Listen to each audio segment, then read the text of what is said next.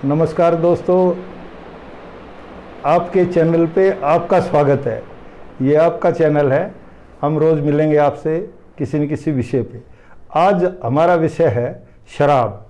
ये जो शराब है ना, शराब और सीआईडी ये सरकारें चलाती हैं और हमारे यहाँ तो ये पुराना चलन है।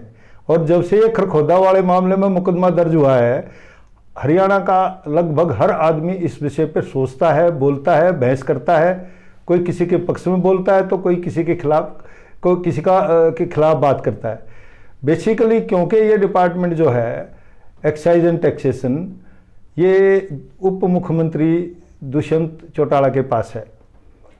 सारे हरियाणा में हम ये देख रहे हैं कि वैसे तो बात शुरू होती है कई बार खुद से, कई बार घर से। अभय सिंह चौटाला ने पीछे एक बयान दिया था कि उप मुख्यमंत्री दुष्यंत जो हैं वो सरकार चलाने की बजाय अपने नाना के बिजनेस को में इंटरेस्ट ज़्यादा ले रहे हैं। अब कहते हैं कि जब तीर नज़दीक से चलता है तो वो आर पार जाता है। जो चर्चाएं थी उनमें उस बात के बाद और तेज हो गई। अब क्या है कि आज कल जेजेपी के एक नेता को पुलिस ने गिरफ्तार किया है। पानीपत पुलिस ने। मामला शराब का ही है।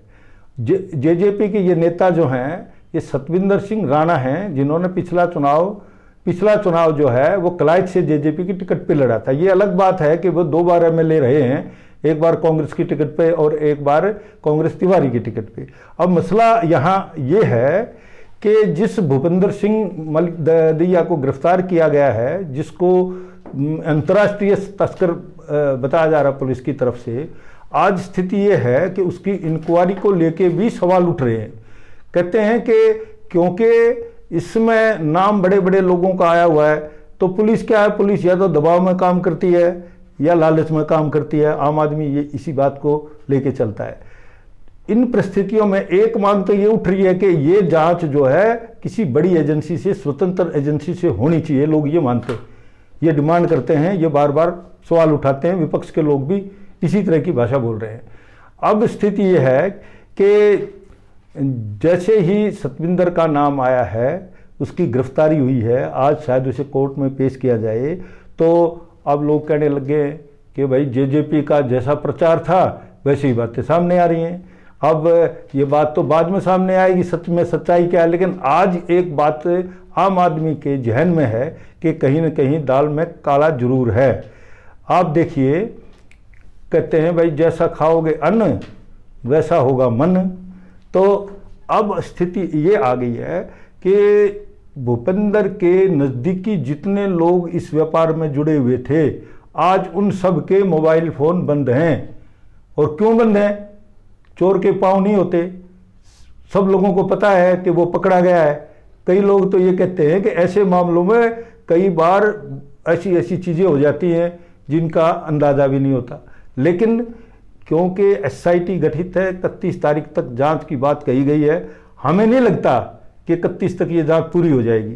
और लोग भी, विपक्ष के लोग भी ये कहते हैं कि ये जांच या तो होनी चाहिए किसी बड़ी एजेंसी, सीबीआई जैसे। आप देखो कि भूपेंद्र दहिया की तरफ से ये कहा गया, बताया गया है कि मैं 10 लाख रुपए तो एसपी को देता था, 2 लाख रुपए एसएचओ खरखोदा को देता था। कितना बड़ा मामला है। क्या इसको पुलिस, मतलब पुलिस की इंक्वायरी में कितना दूध का दूध और पानी का पानी होगा, आप खुद अंदाजा लगा सकते हैं। इसलिए आज हरियाणा की जनता ये चाहती है कि इस सारे मामले का पूरी तरह से भंडाफोड़ हो, पूरी तरीके से एक एक चीज सामने आए लोगों को। इस मामले में एक नई बात जो लोगों के जहन में है वो है गृह मंत्री अनिल विज को लेके। आज लोग ये मान के चल रहे हैं कि जहां जेजेपी के लोग, जेजेपी के नेता, मतलब कितनी बड़ी असमानता, कितना बड़ा अनियमन इस सरकार में है। उप मुख्यमंत्री के पास 11 महकमे हैं, मुख्यमंत्री के पास 5 महकमे हैं। और आज जेजेपी अपनी बात मनवाने में सक्षम है ऐसा माना जा रहा है। लेकिन सरकार में ही बीजेपी के वरिष्ठ मंत्री हैं, 6 बार एमएलए रहे हैं। अनिल विज को लेकर लोग ये सोचते हैं कि वो दबाव में हैं, वो अपनी मर्जी का काम नहीं कर पा रहे।